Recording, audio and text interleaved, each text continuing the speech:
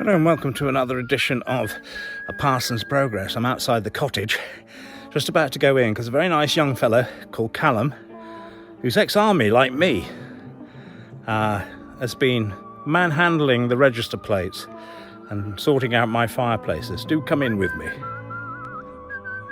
And so over here we have the offending pieces all bagged up and ready to go. It's all been watered down, so hopefully I'm not breathing in any spores or whatever it is that... But this wasn't part of the plan, but it is now. That's the kitchen hole. And I don't know whether I can get underneath. But there's that one. And then if we come through here...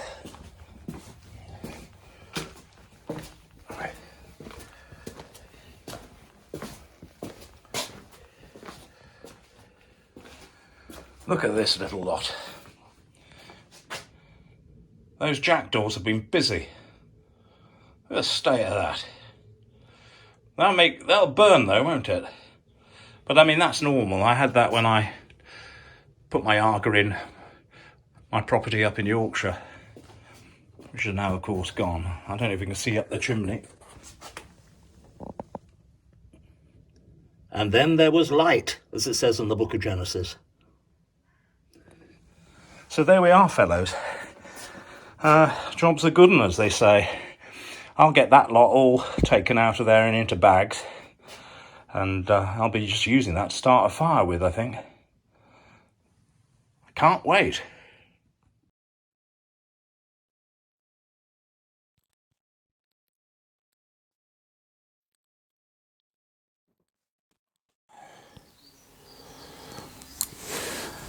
Well, hello and good evening. I'm absolutely knackered. I didn't sleep very well last night. I don't know whether it was the heat or my joints aching. You'll notice I'm wearing my martial arts kit because I've been doing a bit of a workout on my dojo floor, my decking. And I'm wearing what they call a hakama in Japanese. We tend to call them hakamas in this country. It's, for all intents and purposes, it's a sort of a dress. And I suppose in this day and age, men wearing dresses, you know, nobody bats an eyelid anymore. Anyway, that's why I'm attired like this. Long day, hardly any sleep. You'll have seen from the intro that I've been working with Callum. Well, Callum did the work. I just looked, I think. But two very important bits of work have been done. Before I launch into that, I'm taking some snuff. Not everybody in the channel knows that I not only smoke a pipe, but I take snuff. I put it in that little silver case, and which is rather nice antique one. It's not English, and it's Hungarian, I believe, Prussian. Well, a good 150 years or so old. The snuff box, and in it, people keep asking me about my snuff, and it's Hedges Menthol for those who are interested. These are quite useful when you can't smoke a pipe, if you're on an aeroplane. I could snuff away on this. People give you funny looks because nobody takes snuff anymore, so they assume you're snorting cocaine. We used to call cocaine Charlie when I was a curate in London. I was a priest in London for 3 years when I left theological college. Just south of the Elephant and Castle, down the Walworth Road. Inner city parish. Rough as you like. Very rough. No idea what it's like now. And I lived there for 3 years, and being a country boy, I bloody hated it. I mean, I can't begin to tell you how much it ate into my soul. Oh dear, what a place. A great eye-opener. Experiences that will live with me for the rest of my life, at least the people. and an understanding of how inner cities work and how cockneys, although they're not technically cockneys, because to be a cockney you have to be born within the sound of the Bow Bells. These were South East Londoners, you know what I mean? They talk like that. They're a bit like your, do you remember, what was that, was it called Only Fools and Horses? Is that what it was called? Anyway, with Rodney and Delboy and all that lot. Is that right? They were Peckham, and that was even further south than me. But this was near the Elephant and Castle. But they were all like that, you know what I mean? Blinding, mate. Yeah. They used to call me the pie and liquor for vicar, because everything was Cockney rhyming slang. I was a pie and liquor. Now, pie and liquor was actually something on the menu. You'd go to these shops, like we'd have maybe fish and chip shops here. They had pie and liquor shops. And the liquor, I think, is the gravy. And they would have jellied eels as well on the menu. In good old London town.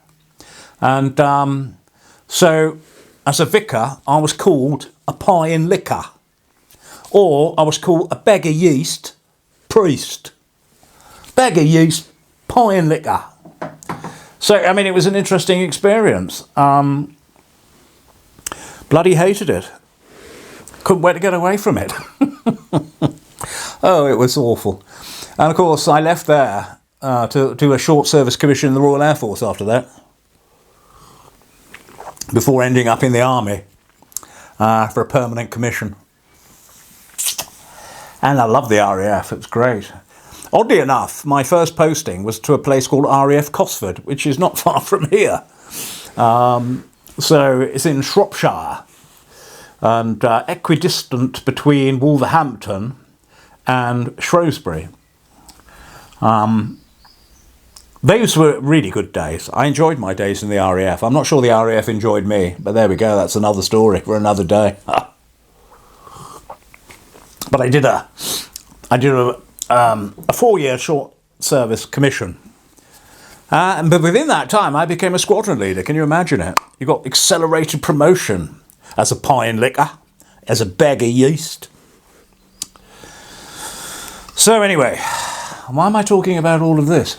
I've no idea. I'm so tired today, I cannot string a sentence together. So you'll just have to excuse me. But anyway, yes, I've been doing my martial arts. I need to lose weight. I look like one of the Teletubbies. I look like a beached whale in this hakama. But there we go. I suppose some people may say I look like the laughing Buddha. He was a big boy, wasn't he? Of course, in the Far East, being my size is a sign of prosperity and happiness. But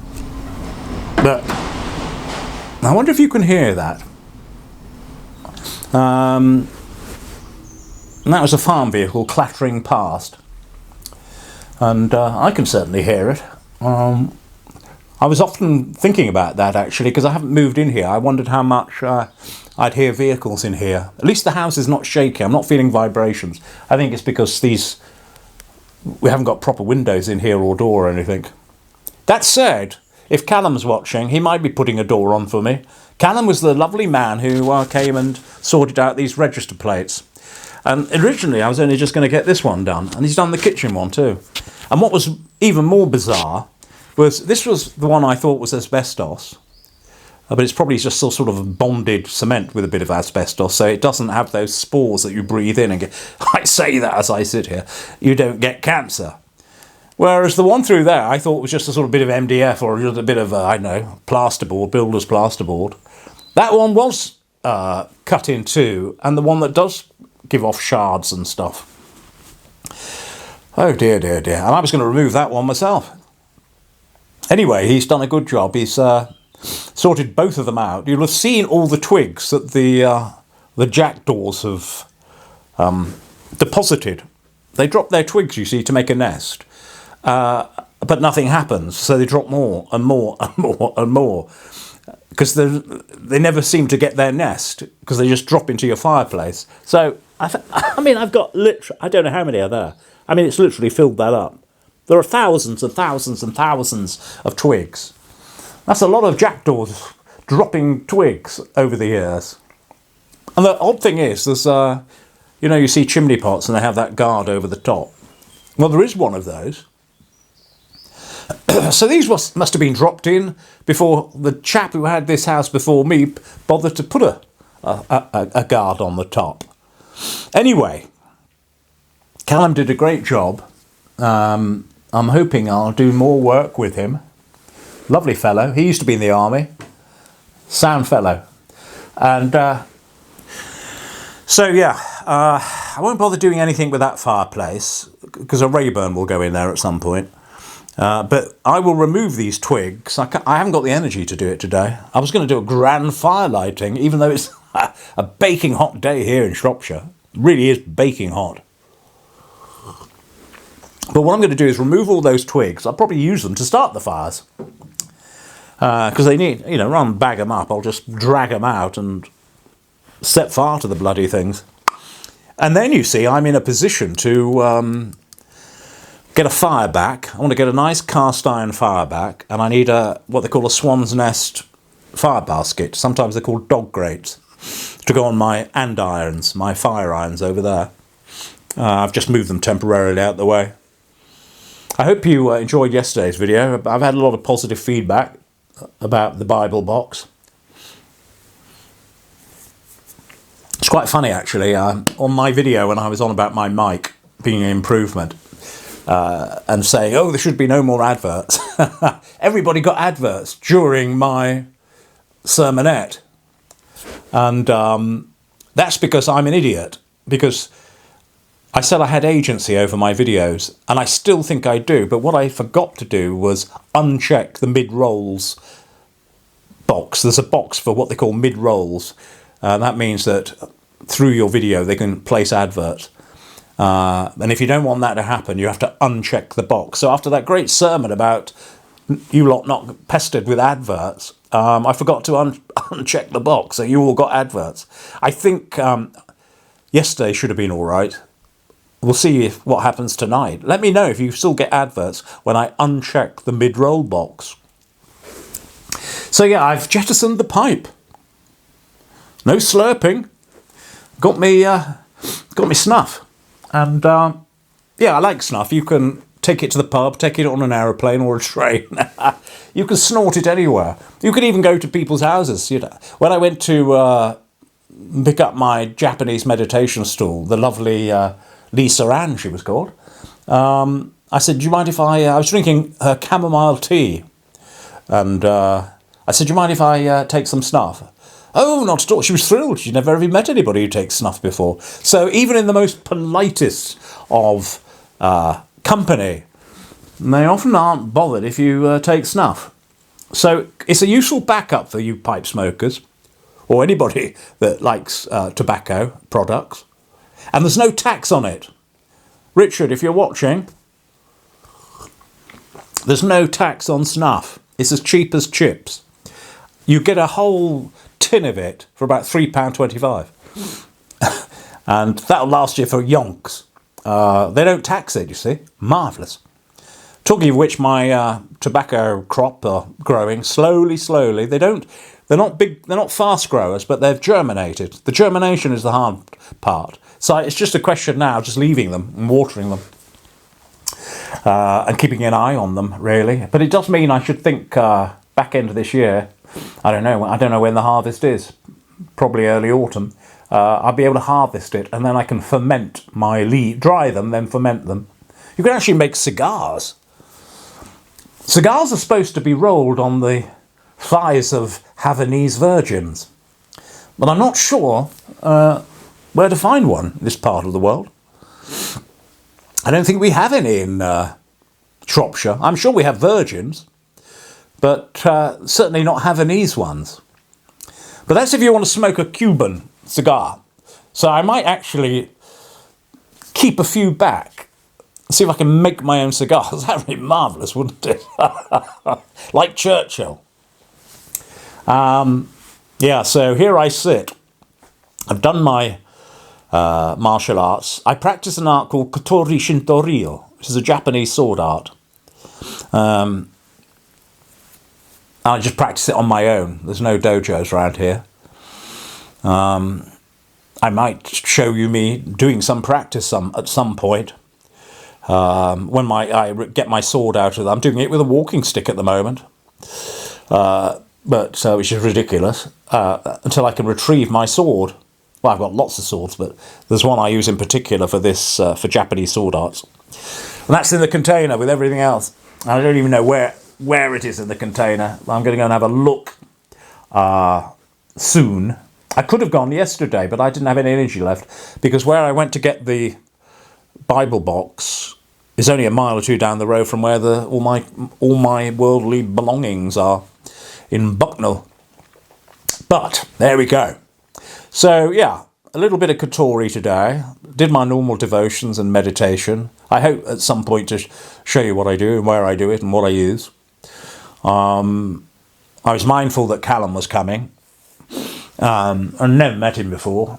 Always nervous about people you don't. It's extraordinary. You get nervous about people you never met, but once you've met them, you're fine. Coming into your area, your land, your territory, or your home. But spiffing fella.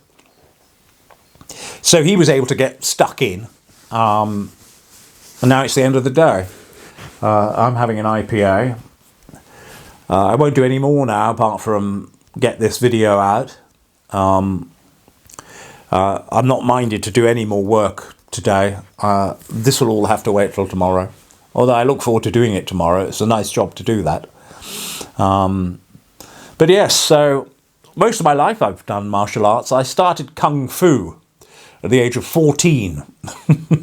And that was all because, do any of you remember that series that used to be on TV with David Carradine, who was also in Kill Bill? He was the baddie. I think he was Bill. He was the baddie in Kill Bill. Anyway, years and years, that's probably why he got the part actually. Years and years and years and years and years ago, before that, when I was just a teenager, a young teen, there was a series called Kung Fu, where this Chinaman was wandering around America and getting into all sorts of scrapes. And he was a Shaolin monk and knew how to do Kung Fu, and had a little pouch for little potions and powders and stuff. And that got me interested in Kung Fu. And then there was a class in Huntingdon. I used to live in Huntingdonshire in those days. And so my parents dutifully, or my father, dutifully dropped me off in my black, because they wear black, don't they, rather than like the white karate, they wear black. I used to wear a black gi, they're called, my suit. And I learnt a bit of Kung Fu. And at the same time, I studied Buddhism at the same time, because obviously reading up on Shaolin, etc. And Kwai Chang Caine, I think he was called, David Carradine. Chang Kwai Caine. It spiked my interest in meditation and Zen and Buddhism at the same time. And that's never left me either, really. I probably just have a more grown-up attitude to it all now. And I did a number of different martial arts. I did karate, Shotokan karate. But I was always interested in the Japanese sword arts. And I remember asking, I went to kendo to start with. And I always thought it was a bit silly, kendo, because it was like tonking each other on the head with a bit of bamboo. And not really. And I'm not interested in competition either, so... And somebody said to me, well, what you need to get into is you need to get into Iaido. Not Aikido, Iaido. And Iaido is the Japanese art of drawing the sword. And I said, what, with real, swords, but they're slightly blunted. They're called Iaito, the swords that you use. I said, oh, I'd love to do that. He said, well, that's done on a different night. Go to those. So I did. And that's what started my career in Iaido. And that was what we call Seitei Iaido. And then I went on to do what they call Koryu, which is the more ancient forms of Japanese sword arts. Seitei was a conflation of different arts formed after the Second World War. So it was called Gendai, because it was after the Second World War. But me being me always wants to do the most authentic thing he can possibly do. So I wanted to do Koryu. And then I found out there was a place in Leeds that did it. I was doing it at Seite in Darlington. And then there was a place in Leeds that did Iaido. Musen Jikadin Asian Ryo, it was called. And I'd always wanted to practice Katori Shinto Ryu because that was well respected and considered the oldest martial art in Japan. And it was declared a national treasure. But of course, there's very few people that taught it, and it was never available anywhere.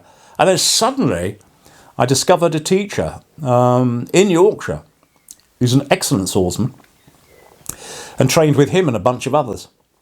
I wish I'd have kept it up in some respects because I'm a bit creaky now at my age. But I decided to sort of resurrect it as a means of keeping fit.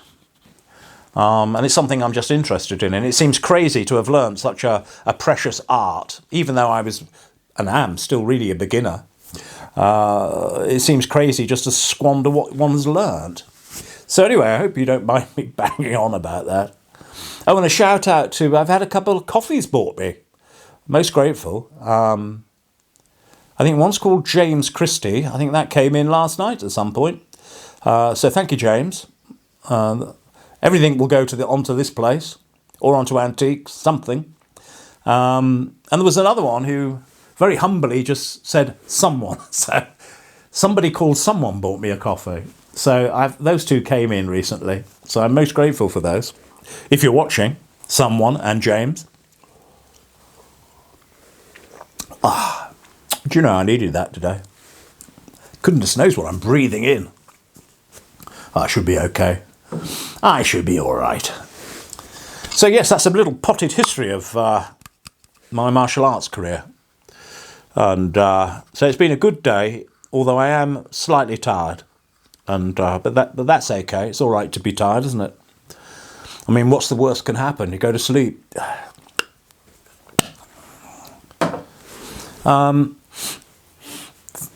Continuing thanks to all the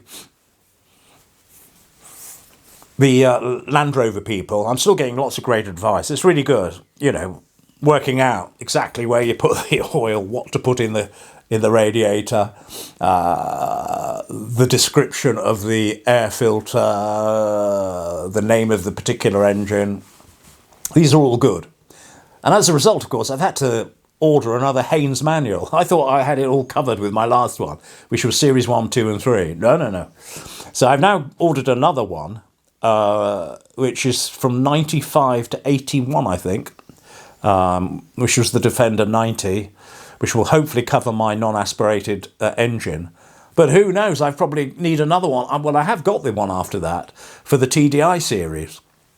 I might have bits of TDI on there. It's a right old mess. In a nice way. It just means you've got more to read, more to study, more to work out on how things work. Well, I haven't had time to do anything on the Land Rover the last couple of days. So, but I will get to that too. So, you know, thank you, Land Rover moguls, gurus. I read everything you say and I take everything on board. Somebody just sent an email literally within the last hour. I think he's from America. Not sure. But he knows somebody, he says, who's near me, who I can liaise with possibly to do work on my Land Rover. That's fantastic. And I mean, it just shows you the power, doesn't it, of the internet. I know we all go on about technology and innovation, but the reach this channel has is extraordinary. There are people from all over. I've even had somebody offer to send me some tobacco seeds all the way from New Zealand. So, you know, it's great, and I'm very grateful for it all. But I've no sermon today, and you ain't going to get one, I'm afraid. You're not having a sermon today. You're having a day off. I've got nothing to say to you. Apart from, I've got one thing to say to you. I'll leave you with one thought anyway, because I'm not going to bang on. I haven't got a lot to say today. And that is, I read one of my old posts on Facebook, and it said, things are never what they were, but they are always what they are. Think about it. Things are never what they were, but things are always what they are. In other words, ruminating about the past, waste of time. Things have changed. Move on. They've all gone. And where do they exist? Have you ever thought about that? I know some very nostalgic people. I know one lady who just lives in the past. Her husband died, God bless her. And she's always been something of a party animal. And to this day, and she's older than me, spends all her time in discos and bars and with her gaggle of female friends who are of an equal age.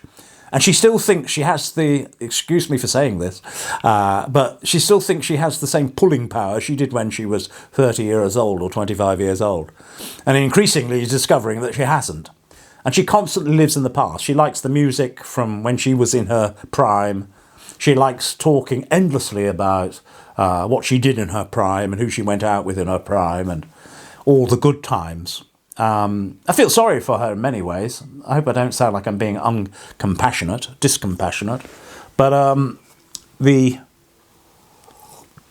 I mention it because the sadness is not so much in, how she lives her life. I couldn't care less. Each to their own. But when you just are in the present, but you constantly just inhabit the past. Because the past doesn't exist. Did you know that? Past doesn't exist. Where is it? Where is the past? Think of something in the past. Where does it actually exist? I'll tell you where it exists. A couple of neurons in your head. Remembering it. Firing off a few little neurons in your brain. I'd be able to tell you where in the brain if I was a neurologist. But I'm not. So in other words, all your past only exists in your noggin. And then it only exists as a memory. So if you choose not to think about your past, where does it exist then? When those neurons are not firing and you're not thinking about the past, where does that past exist? I'll tell you where it exists. It doesn't exist at all. It does not exist. The only thing actually that exists is the present moment. That's the only thing that exists. So things are never as they were, but things are always as they are. I'm going to leave you with that. And that's enough. That one sentence is enough for you to munch on for today. And with that, God love you, bless you, keep you, provide for you. Enjoy your evening. It's been nice talking to you, even though I'm a little bit tired today. But I will definitely see you tomorrow night, God willing. So take care. All the best. Father John, signing out. Sayonara.